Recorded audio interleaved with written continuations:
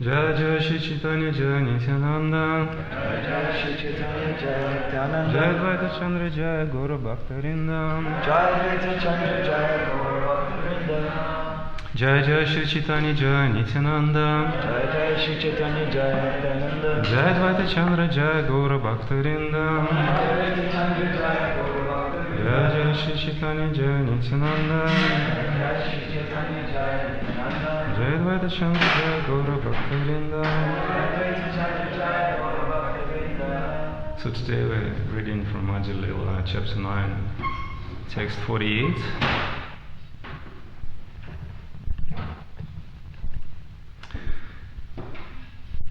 Ye yaham taham dana kare prema phala.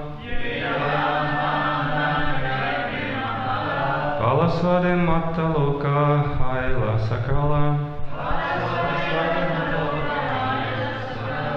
Ye yaham taham dana kare prema phala. Phala svade matta loka haila sakala. Ye yaham taham dana kare prema phala. Phala svade matta loka haila sakala.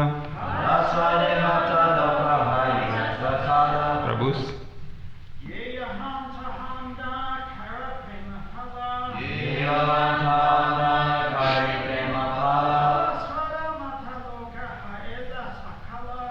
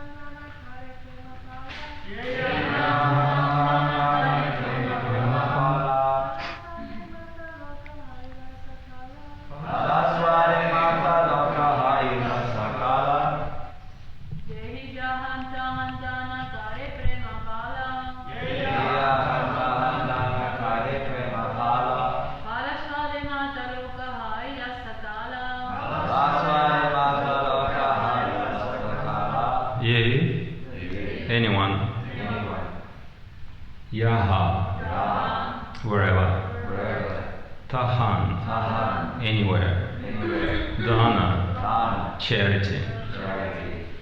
Kare gives in.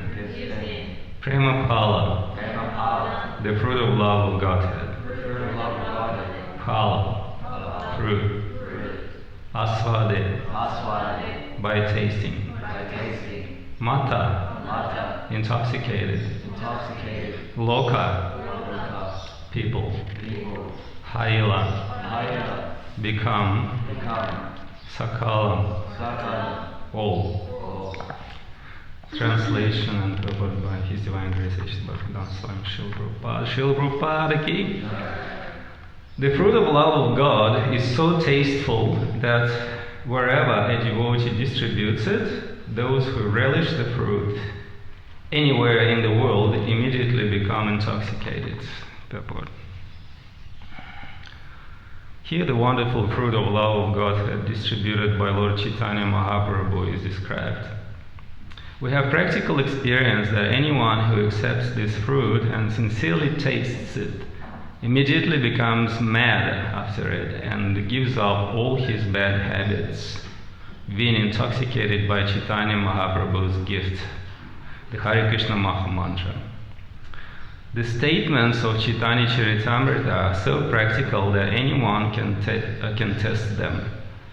As far as we are concerned, we are most confident of the success of the distribution of the great fruit of love of Godhead through the medium of chanting of the Maha Mantra Hare Krishna, Krishna Krishna, Hare Hare, Hare Rama, Rama Rama, Hare Hare.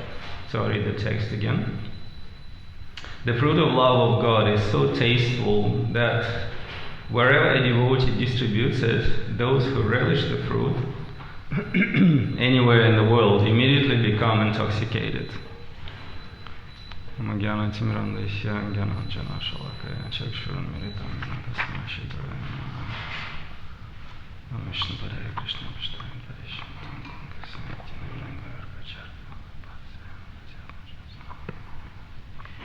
Vanchikalpatarupishya kripasinubhyayacham patitanam pavanabhyo vaishnavabhyo namo. Jai Shri Krishna Chaitanya Prabhu Nityananda Shri Advaita Gadadhara Shivasari Gaur Bhaktivinoda.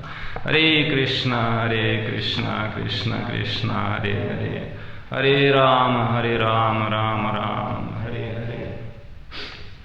So thank you everyone for coming to the class. Krishna Kirtan Prabhu kind of tried to pacify me, saying that Chaitanya Caritamrita is, easier to give lecture on, because, that's practically what we do. We chant Hare Krishna and we try to share this with others. And in a sense it's true. However, I just wanted to discuss a few points here today.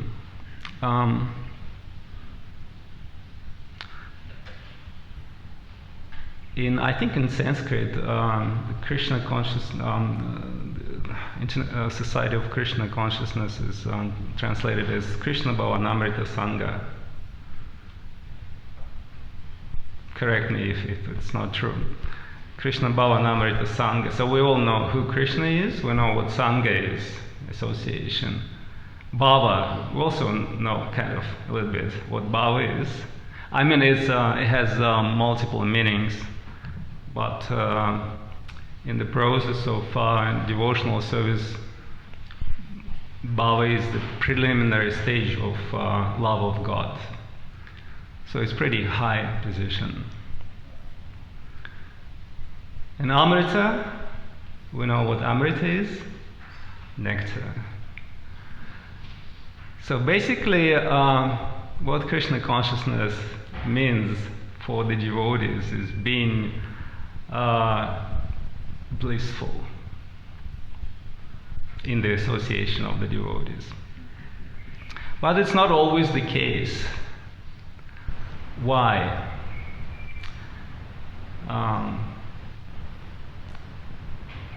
Because we're all different and we have different backgrounds. We don't even know what kind of lifestyle we led in our previous lives. But what happens with the subtle body? You have a desire for something, and you fulfill that desire, and that creates a samskara in your mind. What is samskara? It's kind of this impression imprinted in your subtle body. There could be positive and negative samskaras, but basically what human beings are after is chasing after some sense gratification. I'm speaking in general. What is it all about? People try to avoid suffering. People try to get some pleasure. And once this contact between the senses and the sense object occurs, it creates what is called samskaras. Basically, it's being recorded on our hard drive or SSD, whatever. And it sits there, and if it was a positive samskara, we strive to repeat this experience.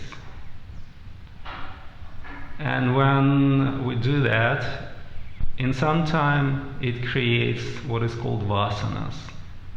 So what vasanas means, it's basically pretty steady tendencies. Practically, we may say it's our character or something like that. And when we pursue that, it becomes vritti. Vritti is like, just if you imagine that the ocean has been immediately frozen, and all these waves and all these whatever foam and whatever is being frozen, and that just becomes our consciousness. And we have the soul emanates energy, and it flows according to these paths, which created by our previous desires. And when we come to Krishna consciousness, what someone else has, distributed that fruit of love of Godhead in the form of a book or prasadam, or maybe we heard Harinam. But the reason why we are all here is that we met devotees in our past.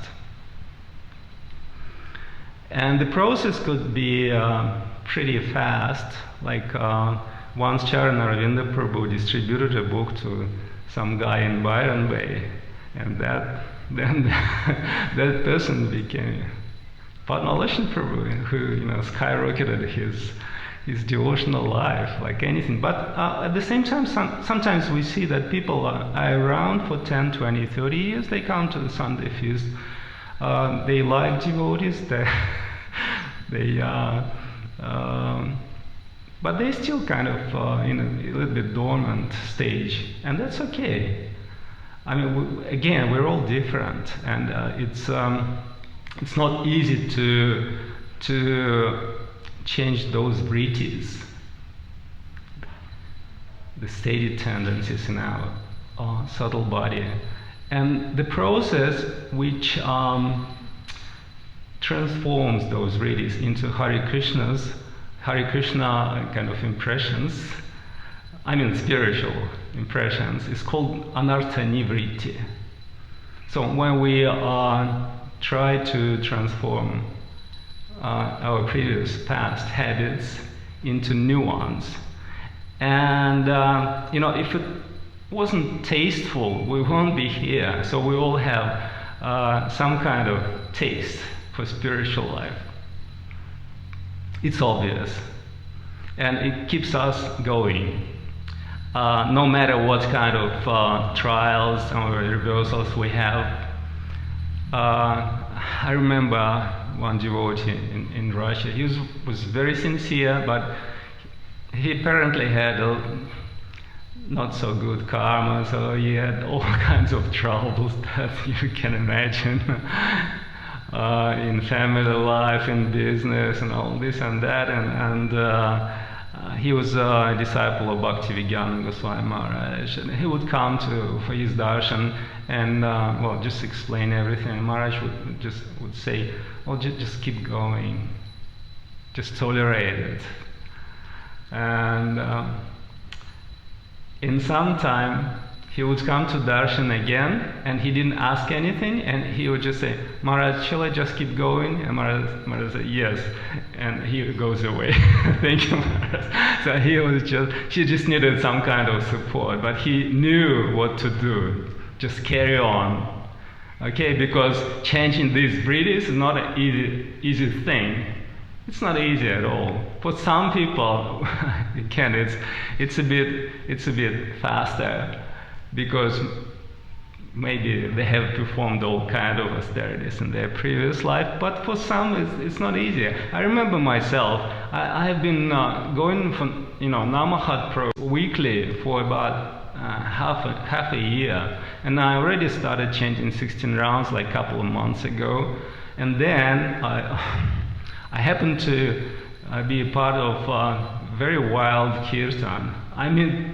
Devotees were so ecstatic. It was kind of home program. Devotees had a big house, and they all went into frenzy. They were just so ecstatic that it scared me. After changing 16 rounds for a couple months, and I kind of committed to Krishna consciousness, but then I thought, better off, go now, otherwise I'll be finished. Well, somehow or other, by Krishna's mercy, I overcome this anxiety in my mind, because I thought, well, these people are crazy, really. And so it depends on how ready we are to accept some changes in our life. It also depends on the qualification of the preacher. So we go and distribute these fruits, even though we may not have ourselves deep down, we may not have Baba yet. But we distribute that on behalf of Lord Chaitanya. And it's not only nowadays that people are kind of materialistic. It's been at Lord Chaitanya's, in Navadvipa, which is kind of holy place, on the banks of river Ganges. It is said that Ganges purifies all around, purifies the consciousness of the inhabitants of this area. I just want to read some passage from my favorite pastime, Lord Chaitanya. So, on the order of Lord Chaitanya, Haridas and Nityananda went on preaching, door to door. So, what was the reaction of other people? Hearing the unprecedented words from the mouths of those two, Nityananda and Haridas, various people found varieties of pleasure while discussing various related topics. Some happily said, we will do. So what they instructed is basically chant Krishna's name, worship Krishna, and speak about Krishna. So everything to Krishna. Krishna is your mother, Krishna is your father, Krishna is your life and soul. That was the message.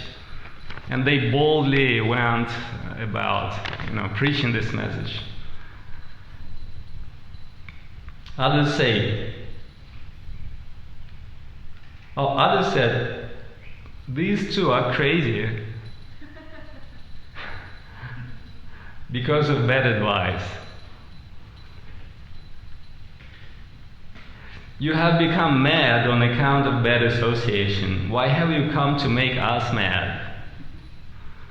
Many sober and civilized persons have become mad in this way. Nimai Pandita has spoiled them all. So we're all spoiled. Congratulations. As soon as the two went to the houses of those who were not allowed to see Lord Chaitanya's dancing, those people said, beat them. So this is envy. So they were not allowed to Srivas Thakur's house to participate in intimate kirtan and dancing, and so they kind of retaliated. Someone said, perhaps these two are the spies of a thief. They are wandering door to door on the pretext of preaching. Does that remind you of something? When Srila Prabhupada went back to India with his white elephants, his disciples, what would Indian people say? They are CIA agents. And that was in the Soviet Union as well. KGB, the big brother, watched closely on the devotees because they, thought it's a threat from America. They kind of spies.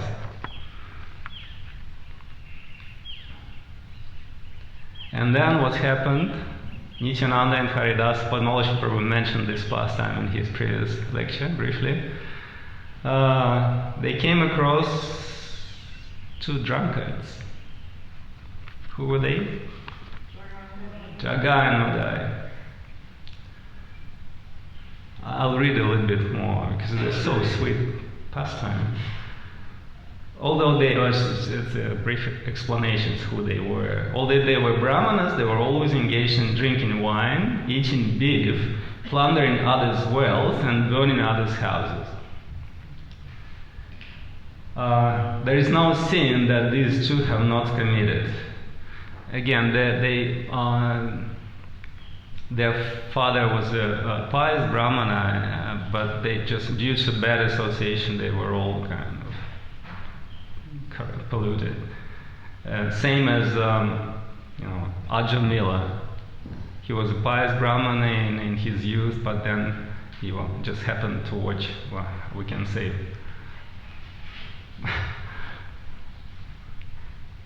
porn. He just watched porn, and that just polluted his mind, so much so that he became a rogue.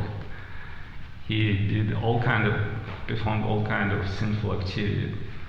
Even Krishna's son, Naraka, became a demon due to bad association with King Venu. So it's very important to be careful who we associate with. The two drunkards roll on the street and they would punch anyone they met. As people watched these incidents from a distance, Nityananda and Haridasa arrived there. Sometimes the two displayed affection for each other, and sometimes they pulled each other's hair while cursing. The two punched and abused each other as Nityananda and Haridasa watched them from a distance. Then Nityananda decided to deliver them. Saintly people prohibited, saying, "Don't go near them. If they catch you, you will lose your lives." Nevertheless, they approached their robes and instructed them. Say Krishna, worship Krishna, and chant the names of Krishna. Krishna is your mother, Krishna is your father, and Krishna is your life and soul. Krishna has incarnated for your benefit. Therefore, give up all sinful activities and worship Krishna. They were like, what? On hearing their call, the two turned their heads and their eyes became red with anger. After lifting their heads and seeing the forms of sannyasis, the two ran towards them, shouting, "Catch them, catch them!" And then I just wanted to reflect a little bit upon what was the interaction between Haridasa and Nityananda. It may give us a little bit of a hint how we should react being in danger. They were completely fearless because they acted upon Lord Chaitanya's order.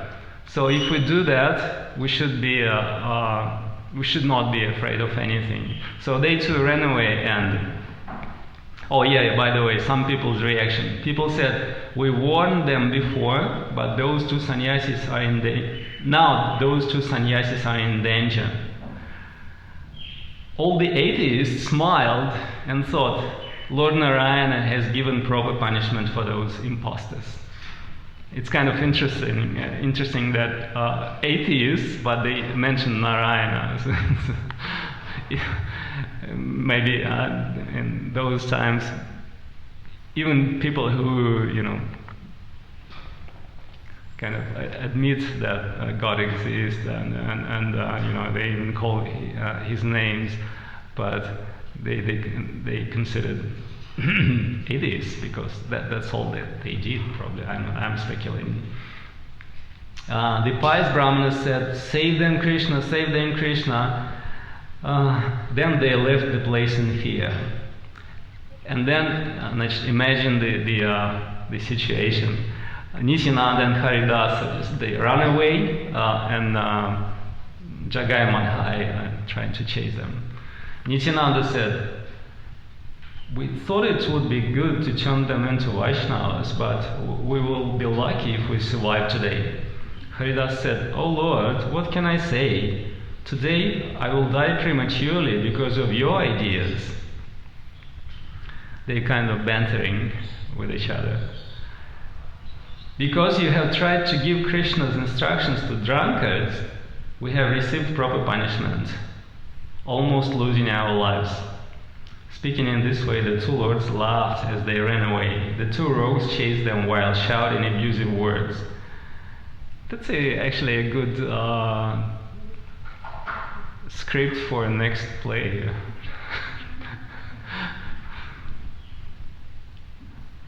The two drunkards had fat bodies, so they could hardly walk, yet somehow they ran swiftly. Haridasa said, I cannot go further. Why did I knowingly come with this restless person? Krishna just saved me from the wrath of Yamanas, and now today I will lose my life due to your mischievous nature. Nityananda said, I am not a restless person. Think carefully. It is your Lord who is agitated. Although he is a Brahmana, he gives orders like a king.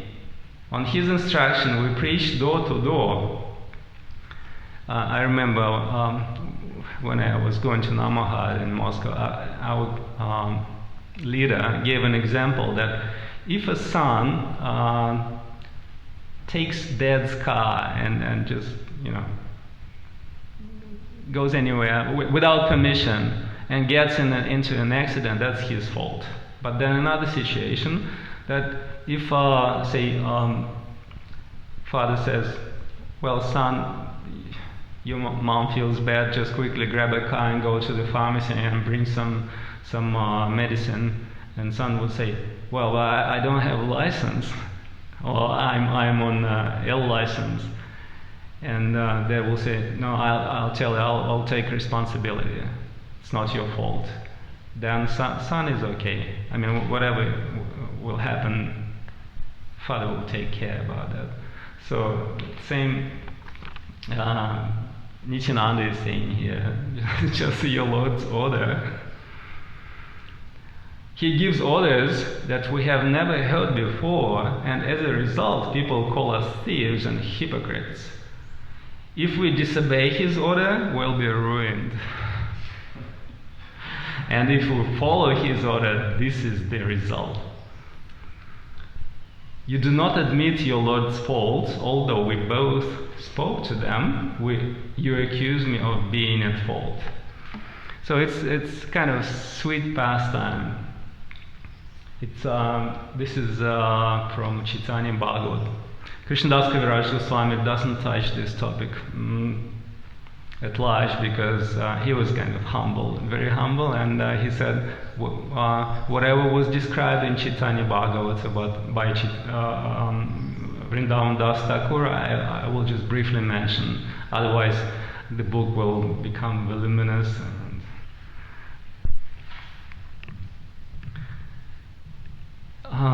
What I'm getting at is we need to preach. We need to preach to ourselves in the first hand to purify ourselves, and then preach to others. But we should understand that when a gardener picks some, for example, I don't know, mangoes, he only picks those mangoes which are already ripe, and leave unripe fruits till they get ripe. So in the same way, we should understand that if we have potency to convert people, we can go ahead, but otherwise we should be really discriminative. Sometimes, like for example, Srila Prabhupada, I think Garuda Prabhu told this story that he and Tirtharaj Prabhu some time ago they went distributing books somewhere in the Queensland countryside, somewhere in the bushes. A man opened the door and said, "Oh, Hare Krishnas, I know you. I chant 16 rounds." And so they started talking, and it turned out that when Srila Prabhupada was in Australia, this guy just happened to come to the place where Prabhupada gave a public lecture. And he actually didn't hear the lecture. He just turned up when Prabhupada already finished the class, and many people surrounded Prabhupada and asking questions. And this guy was standing a little bit far away. But Srila Prabhupada looked at him personally and he said, "You should chant 16 rounds of Maha Mantra." And he said, and since then I'm changing for 30 years. You know, but this is Srila Prabhupada, he had this potency. I don't know, it's already 20 past. And it's not necessarily to be an acharya. Sometimes people get really empowered by Lord Chaitanya, by Srila Prabhupada. I remember this story. There was 1992 in Russia, and that was the pretty wild times. You know, all the there was the time when different criminals tried to divide different zones of their influence. It was wild times. Everyone had a gun and all this. And so one devotee, Gautama Rishi, is telling this story that he and another devotee went on distributing books, and so they went door to door. It was kind of multi-story building, and almost all the people would say, "Don't go to the top floor. It's a really bad, apartment because the criminals live there." But the other person, the other devotee said, "No, we'll just go. Doesn't matter." He was so transcendental. That just doesn't matter. So they went upstairs. They knocked on the door, and this devotee Gautama Rishi describes the door just opened up, and there was a guy, big like a gorilla, with a machine gun in his hands. Can you imagine that? And he asked, "Who are you?" And his friend said, "I am Akula." That was his name back then. I don't know what Akula means in Sanskrit, but in Russian language it means shark.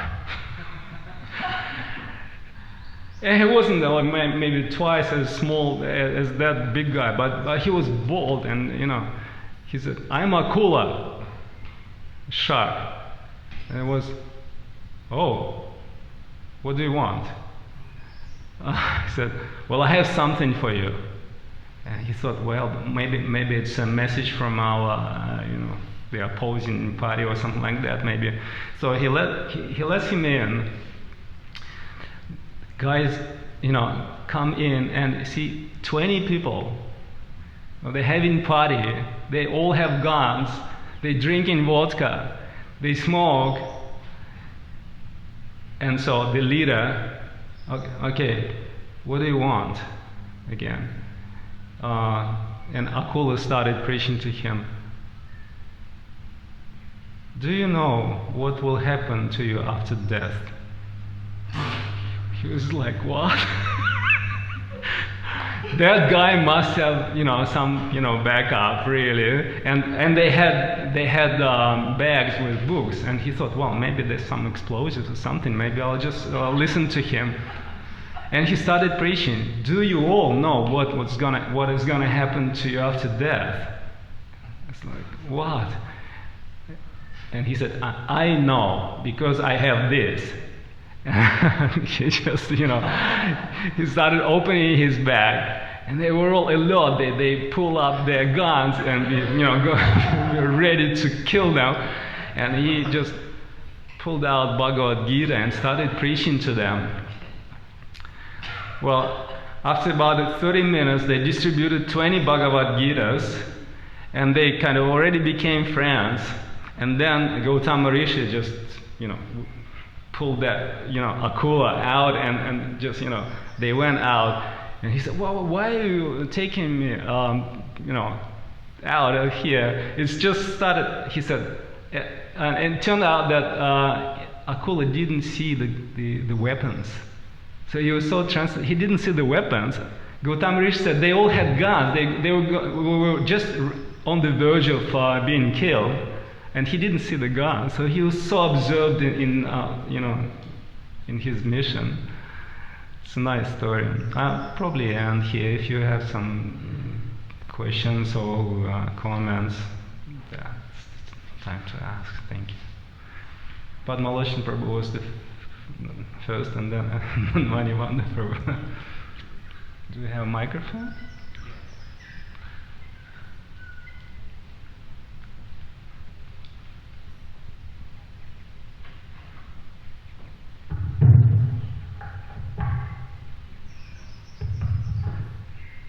Hare Krishna, nice class, long stories. You're talking about Jagai and Madhai and how they were the most sinful at that time, and they couldn't even keep up with the sinful acts that they were performing. And he said, Vrindavan Das mentioned that Vaishnava aparadhi is the most sinful, but they were yet to commit that. Does that mean devotees are in they've got more of a chance to commit the most sinful act because they're always around devotees, and they've got a higher chance of committing Vaishnava aparadhi? Yeah. First of all, upon returning to Lord Chaitanya, because Lord Chaitanya not only said, instructed them to preach, but he said every evening you come back and report on what you've done. So they came back, they reported on these two rogues, and Adi-lila Acharya said, smiling, it's not a a strange thing, because drunk person naturally comes to drunks, meaning that Nityananda is drunk with love, so they associate kind of naturally together. And long story short, they ended up being very elevated devotees because of Lord Nityananda's mercy. And Lord Chaitanya exonerated them from all their sins they have committed over their lives.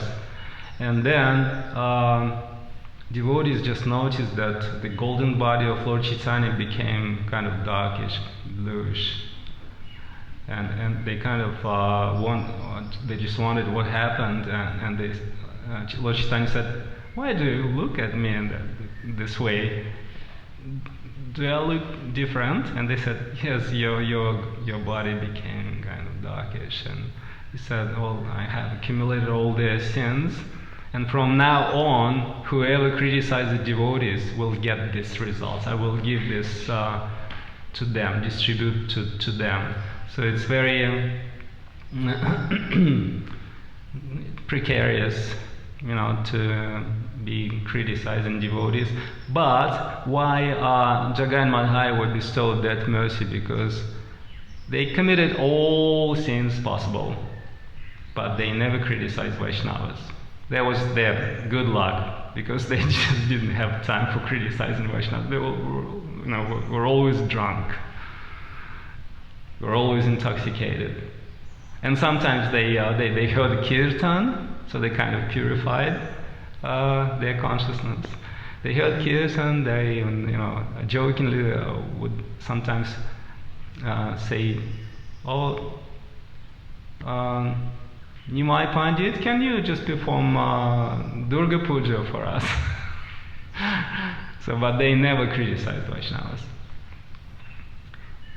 that what you meant? Padmaloshan Prabhu? That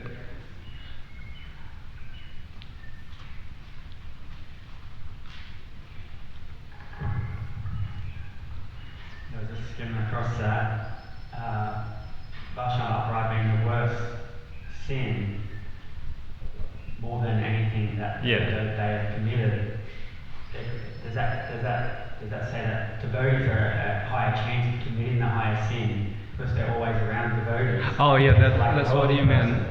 Who can go out and do all these, kill and drink and do all these kind of things, but still not there with Vaishnava aparadhi. Yeah, well, it's a little bit dangerous because we all have our guna karma, and we're all different, and some persons naturally, before becoming a devotee, were a bit rude.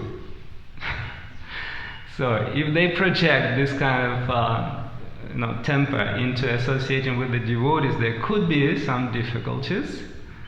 And yeah, you're right, because devotees associate with the devotees. It's Prabhupada would say it's a razor blade, Krishna consciousness, because on one side we are encouraged to be in the association of the devotees always, to protect ourselves from being influenced by Maya, and also to encourage each others, because when we are in the company of the devotees, naturally we encourage each others.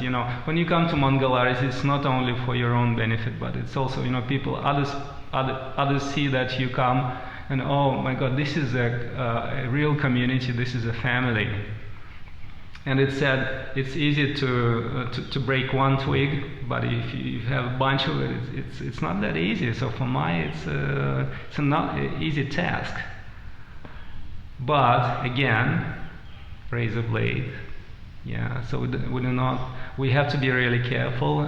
Once my Guru Maharaj was asked by Russian devotees, why you have come to Australia?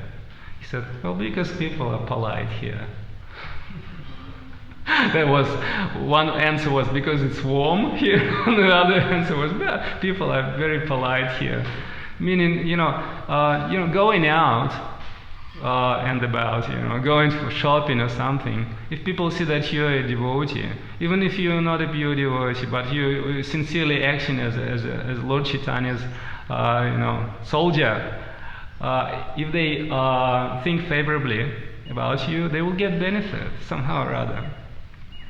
But if they offend you, even but if they offend pure devotees, even worse. I mean, yeah. Answering your question, 2 words: razor blade. It's not my words, Srila Prabhupada's words. Well, that's Krishna Caritamrita Sangha. Where is that written, or you heard? Well, I heard that. Let us ask Bharat Prabhu. Is that what is written on the ISKCON temples, Krishna Bhavanamrita Sangha? Yeah. Sorry. It's it's just on Krishna Bhavanamrita Sangha, Society of Krishna Consciousness, International Society for, I don't know what in the international, but Krishna Bhavanamrita Sangha is yeah. Yeah.